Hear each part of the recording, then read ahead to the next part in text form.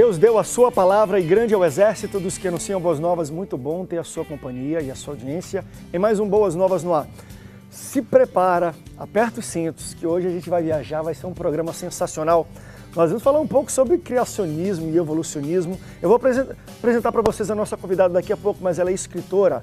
A Cristina Belloni Alencar fez um livro falando justamente sobre isso, né, com estudos, enfim, científicos, arqueológicos, sobre a criação. Principalmente ela dissecou Gênesis e estudou isso. E a gente vai falar um pouco sobre a criação, dinossauros. E olha, vai ser bom demais, você não pode perder. Mais antes, eu vou para a Central de Semeadores com o Pastor Ronaldo. Tudo bem, Ronaldo? Tudo bem, André. Fascinante o programa de hoje, né, meu amigo? Poxa, vai ser muito bom. Tu tem algum questionamento, alguma pergunta sobre isso, não?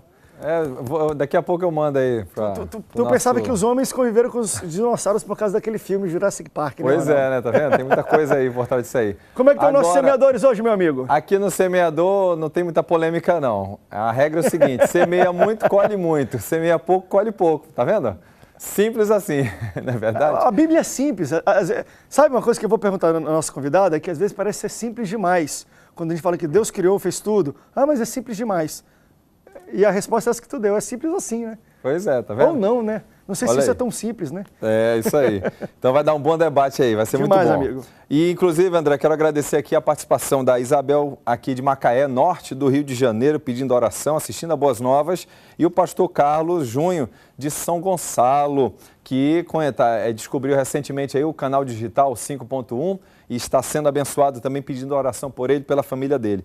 E ainda de Campo Bom, Rio Grande do Sul, a Tereza de Lima também, conhecendo a Boas Novas, participando e mandando um zap já pra gente aí, dizendo que a programação está sendo uma bênção. E queremos, essa é a nossa missão, ser uma bênção realmente para você, ser boas novas na sua vida, no seu lar, em todo o Brasil.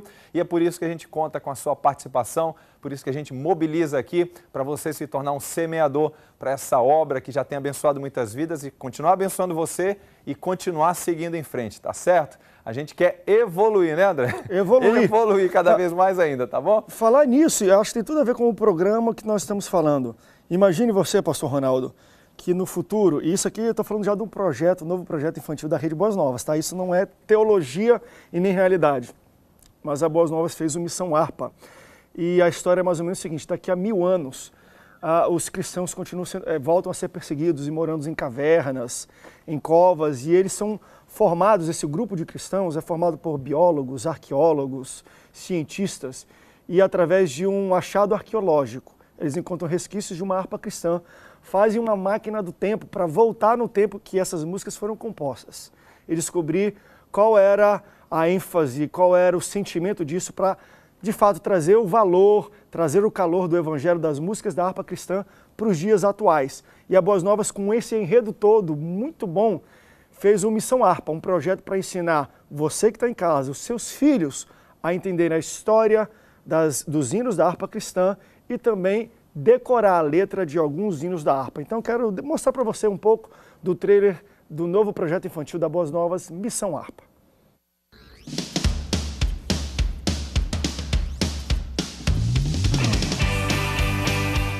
Encontramos! Meu Deus, ela mesma!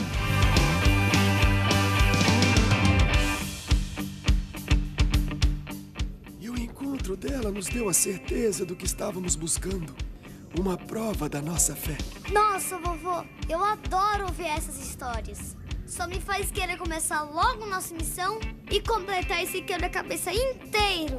Ei, Theo, você tá preparado mesmo? Eu nasci preparada. Então aí vamos nós. Uou! Meu Deus! Já estamos viajando pelo tempo. Nesse grande dia, vamos poder resgatar uma parte importante daquilo que o mundo perdeu. A essência do primeiro amor. Eu senti, Vini. Eu senti de verdade. Eu senti o Senhor limpando meu coração.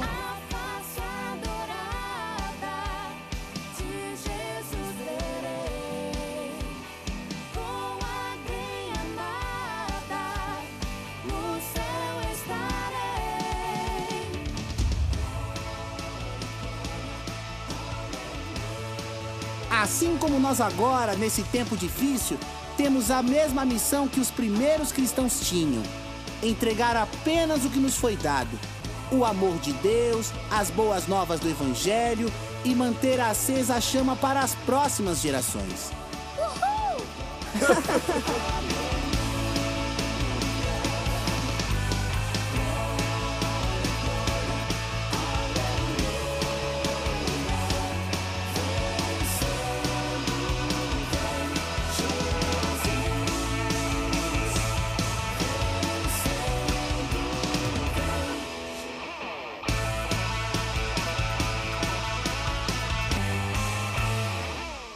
Podemos fazer de novo? Please!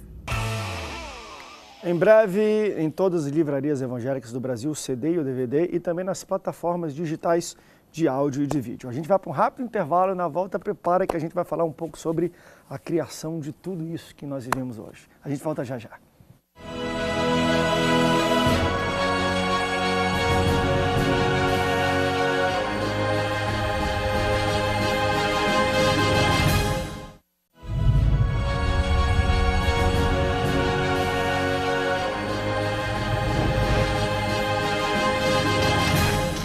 Olha, com muita alegria que a gente recebe aqui a Cristina Belloni Alencar. Ela é jornalista. Muito obrigado, Cristina, pela sua presença. Eu que agradeço. E eu estou na minha mão com o livro dela, Derrubando Mitos e Compreendendo a Bíblia. Eu não sei se eu falo da maneira certa, mas você dissecou Gênesis, o livro de Gênesis, para entender ou dar bases e um estudo compreensivo e investigativo do lado científico, arqueológico, geologia, que tem por trás de Gênesis. Isso. De onde veio essa ideia de fazer isso? Já é o seu meio de trabalho? Da minha Você curiosidade. Da sua curiosidade. É. Mas você é estudiosa na área de ciências, de geologia, arqueóloga? Eu sou jornalista e quando me converti, antes ainda de me converter, eu comecei a ler a Bíblia por causa do meu trabalho. Me pediram alguns textos com passagens bíblicas e eu comecei a ler a Bíblia. Mas eu não entendia tudo, então eu comecei a fazer algumas pesquisas também e fui guardando esse material.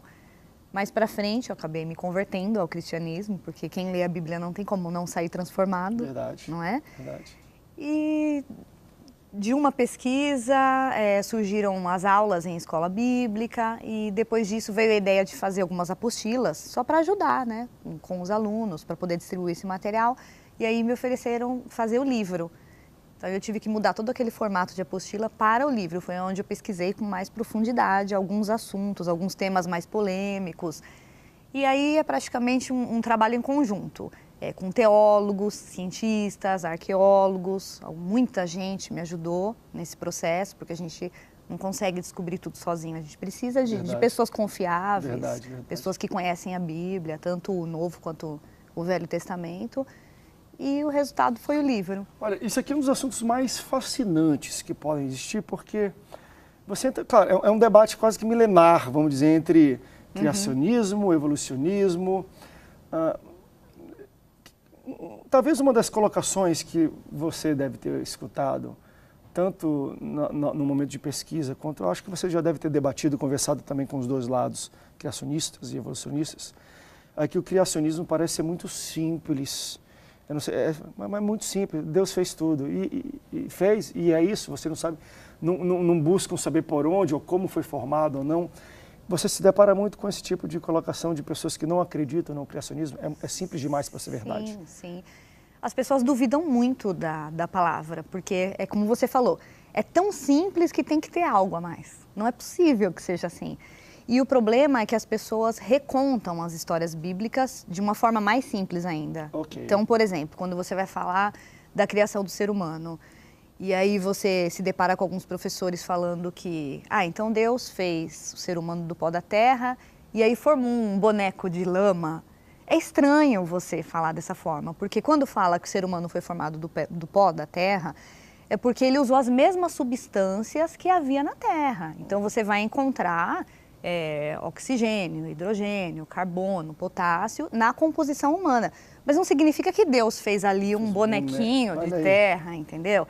Então, quando as pessoas ouvem isso, elas não acreditam na Bíblia. A Bíblia cai em descrédito por causa da forma com que as pessoas explicam isso. Agora, uma coisa que eu acho, derrubando mitos. Você derruba mais os mitos de nós cristãos que temos da criação ou de quem não acredita no criacionismo? Porque isso é uma derrubada de um mito de alguém que cresceu na igreja. Ah, então Deus não fez um boneco que não soprou a vida dele? Não, ele pode... Tem muita linguagem figurativa nisso, né? Mas realmente na Bíblia não deixa claro que ele fez um boneco. Né? Esses mitos que são derrubados no livro são mais para quem cresceu em igreja ou para quem é de fora? Não, de todos os lados. Okay. Inclusive mitos sociais. Como? Um dos mitos que a gente aprendeu a lidar há uns 200 anos mais ou menos é a questão do uso limitado do cérebro. Nós usamos somente 10% do cérebro. E a neurociência do nosso século descobriu através de ressonâncias magnéticas, de tomografias, que nós usamos 100% do cérebro. Então, o que acontece? É um mito social e que as pessoas acabam atribuindo à palavra, à Bíblia. Por quê? Usamos somente 10% do cérebro porque Deus amaldiçoou o ser humano na queda, com a corrupção, com o pecado. E não tem isso na Bíblia, é mentira. Só que é um mito social, né, tão divulgado, as pessoas acreditam tanto nisso que, de alguma forma, alguém sempre leva isso para dentro da Bíblia. E acha que essa informação saiu de dentro dela. Vou tirar isso da minha pregação, tá errado. Não, mas isso é sensacional. Eu separei alguns assuntos aqui, até estudando antes, para a gente tocar. Mas tá aí e eu não sei, que eu acho que isso é altamente, enfim, né, debatível, se é que existe essa palavra. A criação em si, os períodos da criação, ou os dias da criação, né? Claro que quando a Bíblia fala dos dias da criação, como é dito em muitas versões bíblicas, não necessariamente isso quer dizer 24 horas. Você chegou a tentar entender isso, estudar?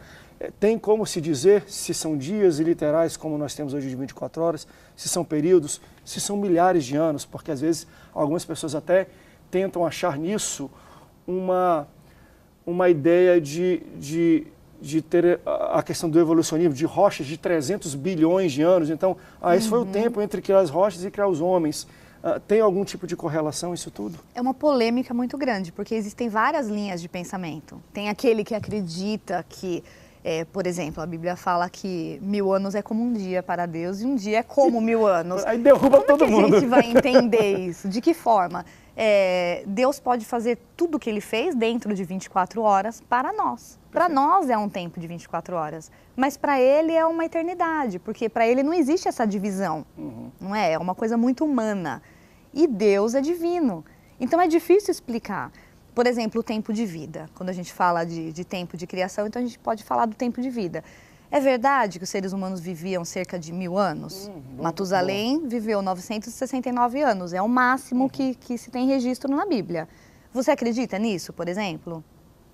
Eu acredito, assim, fielmente, como está ali, piamente, claro. Então, alguns não acreditam, acham que isso é impossível, mas, por exemplo... Inclusive, depois... até desculpa, isso no olhar bíblico, acho que você estudou também, Matusalém, gente, foi o avô de Noé. De Noé. Se você fizer a matemática, porque tem a genealogia lá de todo mundo, se você fizer a matemática, o ano que ele morreu foi justamente o ano que Deus enviou o dilúvio. E isso levanta todo outro debate. Então Matusalém era desviado e morreu no dilúvio junto com os outros. Eu prefiro acreditar que ele morreu antes de acontecer o dilúvio, mas foi no mesmo ano. Mas é interessante que quem quiser estudar a própria genealogia como está na Bíblia, tudo bate certinho. Então sim, é interessante isso. É interessante isso. Então, assim, não existia, por exemplo, a morte antes da queda. E o homem nasceu para a eternidade, o homem não nasceu para morrer, Deus não criou o homem para morrer. Então, o que veio depois da corrupção? Veio a morte para o ser humano. Não sei se você já ouviu falar nesse termo, apoptose, é a morte programada celular, das células. Isso não existia, a partir de então passou a existir. Então, o ser humano passou a envelhecer. Então, as pessoas acham impossível porque o nosso tempo médio de vida, você está acostumado a ver a criança, o bebê, a criança, o jovem, até a velhice, no máximo, até uns 80 anos. Alguns conseguem até uns 100 anos, mais ou menos, e só. Então, você está acostumado com essa velhice já. A gente já se adaptou com isso. Mas antes não existia a apoptose. Existia a vida eterna. Então, a pessoa não envelhecia. Sensacional. Então, é totalmente aceitável que o ser humano vivesse 600, 700, 800 anos com uma ótima aparência. Até porque até a quantidade de oxigênio que existia era muito maior. Depois do dilúvio, que foi uma catástrofe, tanto para a humanidade quanto para o planeta Terra, tudo mudou. Tudo se desequilibrou. Então, o que vemos hoje é puro desequilíbrio, que não existia antes. Isso você encontra explicação tanto de cientistas quanto arqueólogos. Não é uma viagem de quem leu a Bíblia, não, está aqui, que maravilhoso, eu penso assim. Não é isso. Existem provas científicas para isso. O primeiro bloco já foi. Eu vou para um rápido intervalo. Na volta, a gente continua falando um pouco sobre esse assunto fascinante. E eu vou perguntar um pouco para ela sobre a questão dos dinossauros também. Que é um mito, até para a gente. Existiu, outros até chegam a falar, nunca existiu dinossauro, mas de onde vem essas ossadas então? Então, existiram. Foi no período em que os homens estavam na Terra, conviveram com humanos, foi anterior, teve o tal do meteoro que matou todos e entraram na extinção, tem tanto mito misturado nisso, e nós vamos perguntar, onde é que entram os dinossauros na extinção, na convivência com humanos, na criação? A gente volta já já, não sai daí.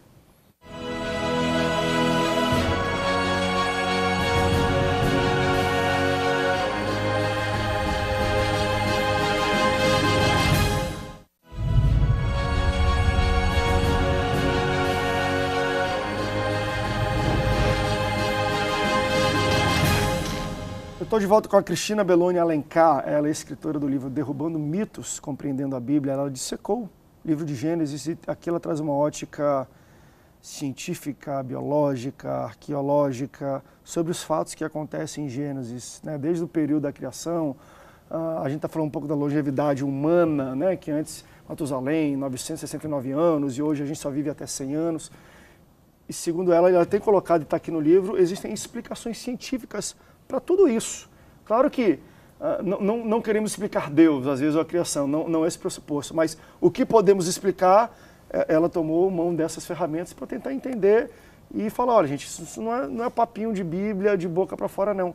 Existem estudos que comprovam situações bíblicas como nós estamos falando. Talvez a mais curiosa de todas seja os dinossauros.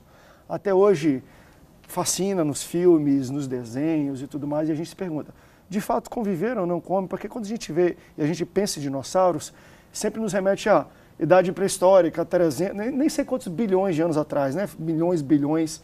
Cientistas evolucionistas falam, parece os números da Lava Jato, a gente pensa que é milhões, daqui a pouco é bilhões. A gente nem sabe para onde vai isso. Existiram de verdade, conviveram com os homens, e que período foi esse?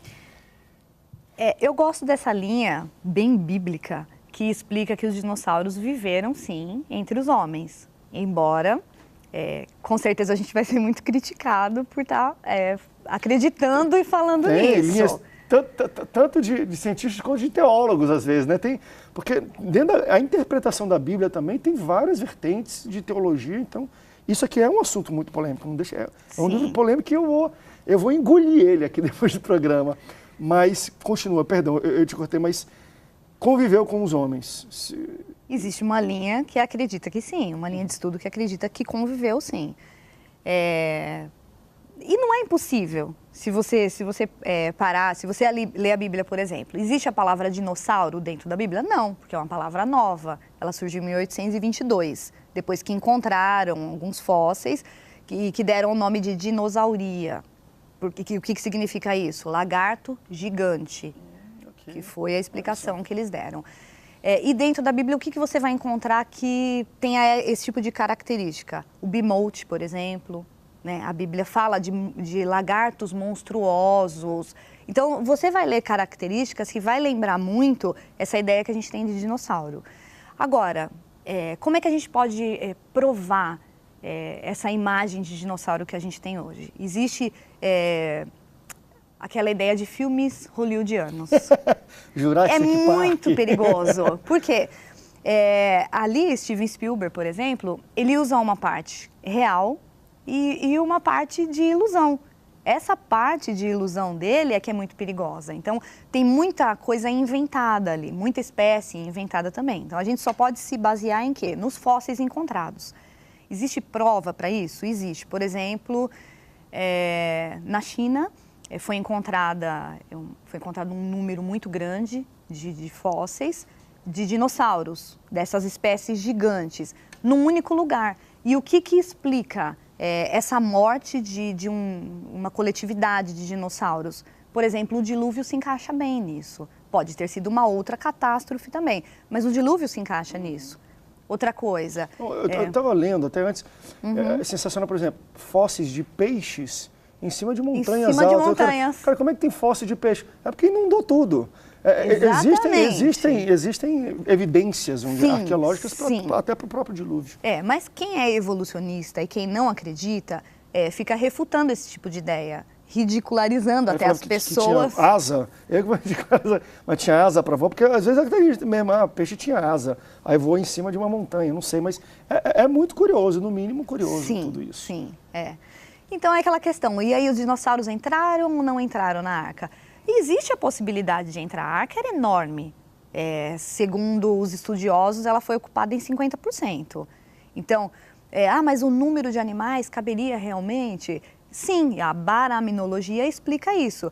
Não foram todas as raças, foram por exemplo, a espécie de felinos. Então você pega um casal da espécie de felinos, você não vai pegar todas as raças, todas as diferenças. Por exemplo, todos os tipos de gato que existem hoje, todas as raças de cães, por exemplo.